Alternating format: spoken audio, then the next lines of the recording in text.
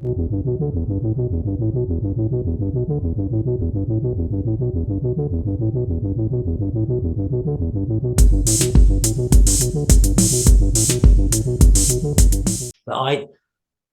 I think a lot of what we're discussing and a lot what I'm feeling is I can't be anything without you. I can't be anything without my kids. I can't be anything without my wife or my community. Or Yeah, because we we reflect. can't do this alone. We Yeah, have to do this together. exactly. Yeah. I mean, I totally with you on that. And this is where I want to bring the feminine in again. Um, Okay. Before I met my partner, and I want to hear this. I'm bringing this up because I want to hear about how you got to having a family and becoming married. But when I met my current partner Hazel, to understand to understand who I am as a man by working with her as a mirror. Yeah. The two separate parts of God, the masculine and the feminine, and seeing those differences and coming to accept them and honor them. Whereas before I was feeding from them. Okay. You mentioned the vampire bat earlier. This is the distortion of the bat. It's to feed from the sexual energy of the feminine.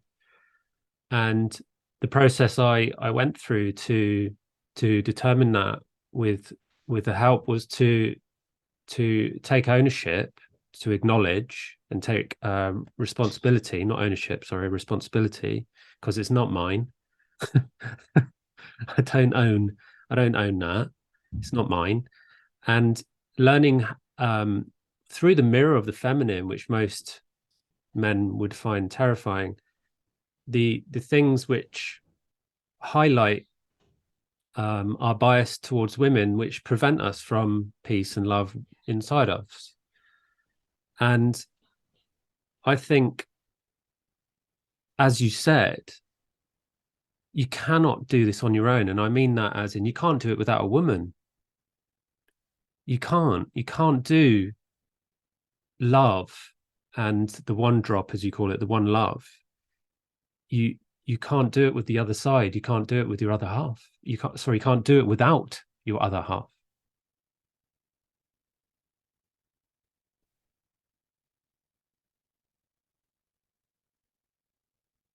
Because how can you love yourself if the other half is missing?